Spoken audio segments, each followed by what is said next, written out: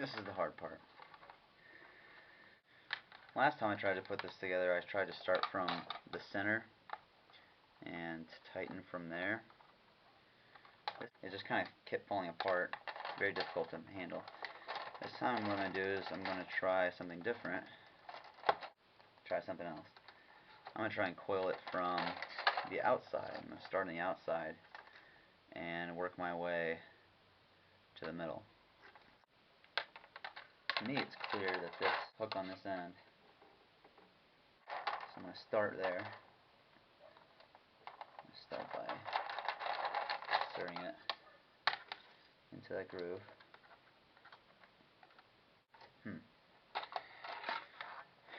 If it ain't easy, it probably doesn't go that way.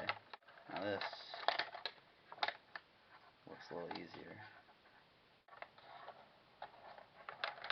Make sure you're very comfortable when you're doing something like this, because it's just one of those things that takes a lot of patience. If you're not very comfortable, you're not going to get very far before you give up. So you can see I'm just wrapping this. There's a little groove in this metal plate here, and this hook, I believe, fits around right through that metal groove. Give you somewhere to start from. It's very tight. I'm actually having a much easier time at doing this time than I did last time, because I'm starting from the outside this time. Instead of trying to coil it from the center and just trying to get it tight like this, as you can see, trying to tighten it this way is just not very easy. I mean, it just never gets tight. Now, this may not work. I may run into some problems later on down the road, which is okay. You know, you just kind of work from where you're at. You do the best you can. You try and think a couple steps ahead as you go, and that way you're not wasting your time with something that doesn't work. But like I said, I already tried this once to fix this. It was unsuccessful. And it's just kind of been sitting around for a while now. And now I should get that coil all the way inside of here. I think what this does is when I pull this chain, this center piece right here, the center little hook, that will help it retract, I believe. You'll see the cord come back in.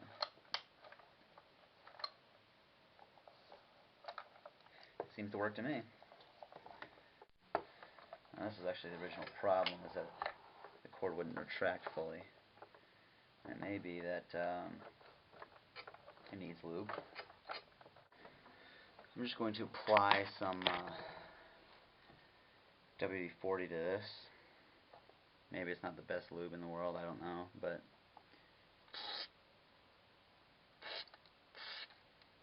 it seems to work with everything usually. So I'm just being very, not even worrying about this, just kind of letting it go. Hopefully that'll kind of help it out. Okay, I kind of almost had it there, but I was having a lot of trouble with tension on the motor here.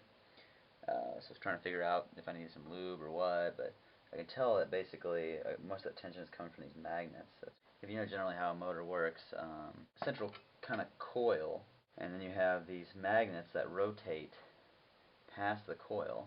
Now I've got a problem basically. Anyway, I'm trying to clear as much loose dirt and stuff like that as I can. There's a lot of gunk and dirt in here just from many uses. I'm really cleaning it up as much as I can to make sure there's no dirt and stuff like that that's kind of getting in the way of this thing spinning freely. I don't know if WD-40 would be really right in this situation. I might just put a little bit down in there though. Right there.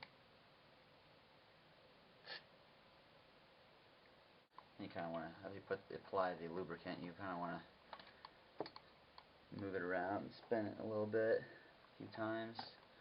Make sure. Now I'm going to put it back together. Now you can see how that spring that I coiled up earlier, how it really works. Or the way it works is that coil that I made has got, you know, a certain amount of tension in it because it is a spring. It's got stored energy.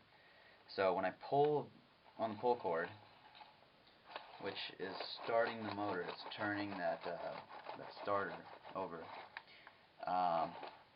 You know, when I pull it, that tension spring pulls the cord back. So that's how that works right there. Unfortunately, for some reason I can't get it to go all the way back, and that may be a problem with the spring. It may be a problem with how I put it back together, but honestly, right now I'm not worried about it. So, not fitting up right.